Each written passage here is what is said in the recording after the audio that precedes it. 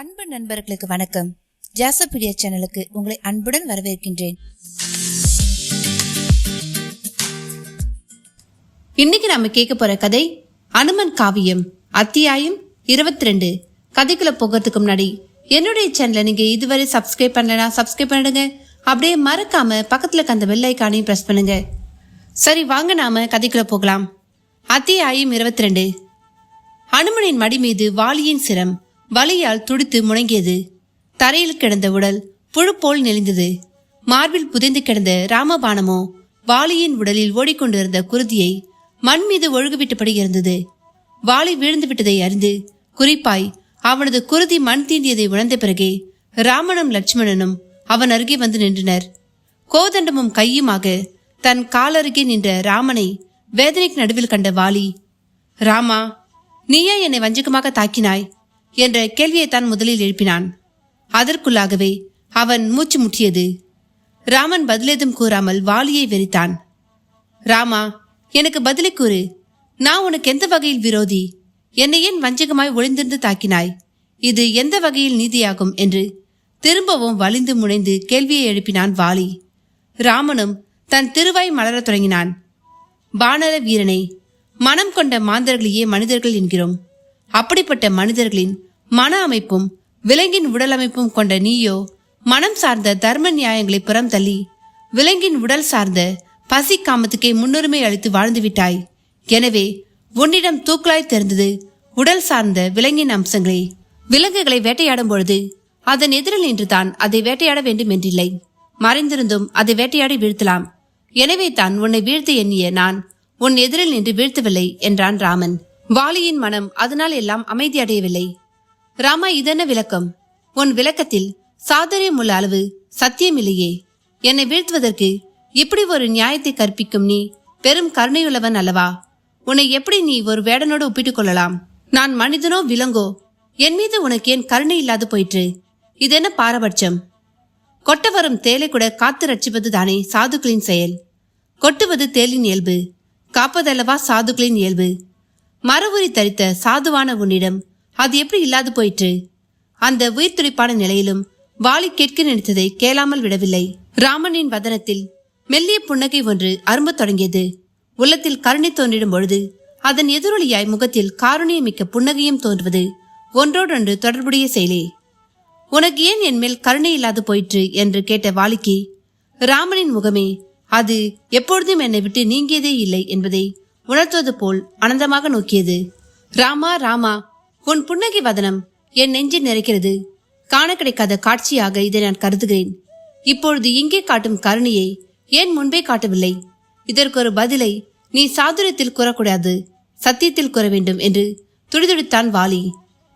வாலி, பிறப்பில் இளையவருக்கு மூத்தவர் தந்தைக்கு சமம் என்றால் சுக்கிரீவனுக்கு நீ தந்தையும் ஆகிறாய். ஆனால் நீ அவன் மனைவியை கவர்ந்து சென்று பெண்டாடினாய்.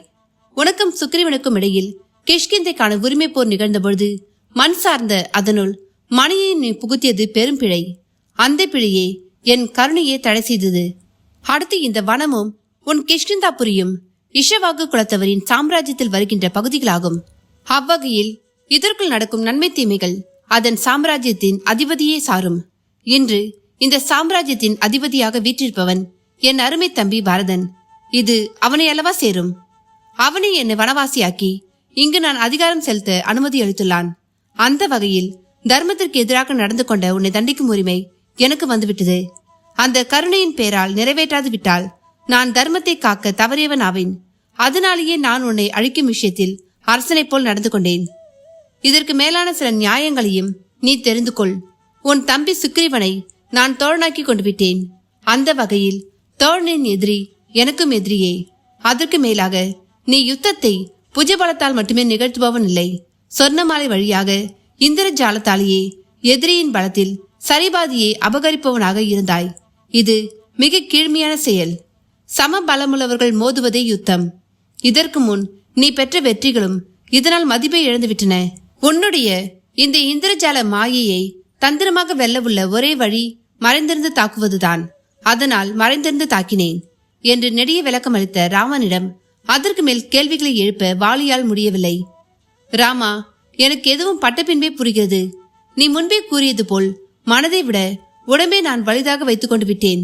இந்த மாமிசம் என் அறிவு கண்களை மறைத்துவிட்டது. இப்பொழுது நான் என் பிழையை உணர்கிறேன். என் இனத்தில் தோன்றியிருந்தும் மனதால் மகத்தவனாக திகழும் இந்த அனுமனின் மடியில் நான் உயிரை விடப் போவது எண்ணி பெரிதும் மகிழ்கிறேன். யாருக்கு கிடைக்கும் இப்படி ஒரு பாக்கியம்? காமுகனாகிய நான் காமுகர்களையே நாடினேன். ஆனால் அருள்முகனாகிய அனுமன் அருள்நிதி கொண்ட உன்னை நாடி சுக்ரீவனுக்கும் நியாயம் கிட்டும்படி செய்துவிட்டான். ஒரு மனிதனின் வாழ்நாளில் அவனுக்கு ஏற்படும் நட்பாலும் மிகப்பெரிய அளவில் நன்மை தீமைகள் ஏற்படும் என்பதற்கு நானும் அனுமனுமே உதாரணங்களாகிவிட்டோம் என்ற பொழுது கண்ணீர் மல்க சுக்ரீவன் வாலியின் முன் வந்து நின்றான். அண்ணா, என்னை மன்னித்துவிடு என்று வாய் வெடிக்க அழுதவனாக வாலியின் காலடியில் விழுந்து அவன் கால்களை பற்றி தன் கண்ணீரால் நனைத்தான். சுக்ரீவா, அழாதே, எழுந்திரு. நீ எனக்கு பெரும் நன்மைகளை செய்திருக்கிறாய். ஒரு தர்ம ரட்சகனின் கரங்களால் எனக்கு மரணம் நிகழப்போவதை எண்ணி நான் மிகவும் மகிழ்கிறேன். இது பெரும் பாக்கியம். நானோ பெரும் துரோகி. காலங்காலமாய் தவம் ஏற்றுபவர்களுக்கு கூட கிட்டாத ஒரு பேற்றினை உன்னை பகைத்ததால் நான் அடைந்திருக்கிறேன். இனி இந்த கிஷ்கிந்தை உணர்ந்து நாடு. என் மனைவி தாரை இனி உனக்கு அன்னை போன்றவள். என் மகன் அங்கதன் இனி உன் பிள்ளை. இவர்களை என் பாலுள்ள குரோதத்தை எண்ணி ஒதுக்கிவிடாதே. இவர்கள் ஒரு பாவமும் அறியாதவர்கள் என்று அவர்களை பற்றி கூறிடும் பொழுதே அவர்களும் வந்து சேர்ந்தனர். தாரை வாலியின் முன் நின்று கண்ணீர் பெருக்கினாள். அந்த துக்கத்துக்கு நடுவிலும் ராம லட்சுமணரை இரு கரம் கூப்பி வணங்கினாள். கணவனை கொன்ற பாதகன் என்று ராமனை அவள் எண்ணவில்லை. காரணம், ராமன் கனவிலும் தவறிழைக்காதவன் என்று அவள் உணர்ந்திருந்ததே. தாரை, வந்துவிட்டாயா? நீ எவ்வளவு சொல்லியும் நான் கேட்கவில்லை. என் விதி இப்படித்தான் முடிய வேண்டும் என்றிருக்கும் பொழுது யாரால் என்ன செய்துவிட முடியும்? ஆனாலும் நான் மகிழ்வுடன் மரணிக்கப் போகிறேன். அரசனால் தண்டிக்க பெறுபவர்களுக்கான பழி பாவங்கள் பூவுலகோடு தீர்ந்து போகிறது. அவர்கள் உத்தம லோகத்துக்கே செல்வார்கள் என்பதுதான் தர்ம சாஸ்திரத்திற்கு உரைக்கும் உண்மை. எனக்கு இதெல்லாம் தெரிந்திருந்தும் நான் தவறிழைத்து விட்டேன். சாஸ்திர ஞானமும் தர்ம சிந்தையும் வெறும் எண்ணங்களாக ஒரு உள்ளத்தில் இருப்பதில் அர்த்தமே இல்லை. அது செயல் வடிவம் பெற்றாலே அவர்களுக்கு நல்லவே சித்திக்கும். அதற்கு நான் ஒரு பெரும் உதாரணம். இந்த வாலியை நீயும் மன்னித்துவிடு என்றபடியே மார்பில் தைத்த அந்த கோதண்டனின் அம்பை வலிந்து பிடுங்கினான் வாலி. குருதியும் கொந்தளித்து பொங்கியது. வாலியின் உயிரும் அக்கணமே பிரிந்தது. தந்தையான இந்திரன் விண்மீசை தோன்றி நடந்தவற்றை பார்த்து கண்ணீர் சிந்தினான். வாலிக்கான ஈம காரியங்களை அங்கதனை கொண்டு சுக்ரீவன் நிகழ்த்த தொடங்கினான். வானர உலகமே வந்து நின்று கண்ணீர் விட்டது. அனுமனே தன் தோளில் வாலியின் சடலத்தை சுமந்து சென்று தகன மேடையில் படுக்க வைத்தான். மற்ற வானரர்கள் கட்டைகளை அடுக்கி சிதையை மூடினர். தாரை ஈரப்புடவையுடன் கணவன் சிதையை அங்கதனோடு சுற்றி வந்தாள். ஆரண்யத்தில் வசித்த அத்தனை முனிவர்களும் ரிஷிகளும் தங்களது கமண்டல நீரால் சிதையை புனிதப்படுத்தினர். அதன் பின் அக்னியானது வாலியின் உடம்பை அள்ளி விழுங்க தொடங்கியது. அதனைத் தொடர்ந்து ரிஷிமுக பர்வதத்திலிருந்த ராம லட்சுமணர்களை சுக்ரீவனின் ராஜாபிஷேகத்திற்காக ஜாம்பவான் தலைமையில் ஒரு குழுவினர் வந்து அழைத்தனர். பிரபுக்களே, தங்களாலேயே கிஷ்கிந்தையில் அமைதி திரும்பியுள்ளது. நல்லாட்சி மலர்ந்திட உள்ளது. சுக்ரீவனுக்கு தாங்களே பட்டாபிஷேகம் செய்து வைத்து மீண்டும் அவனை கிஷ்கிந்தையின் அரசனாக்க வேண்டும் என்றும் வேண்டிக் கொண்டனர். ஆனால் ராமனும் லட்சுமணனும் அதை அன்போடு மறுத்தனர்.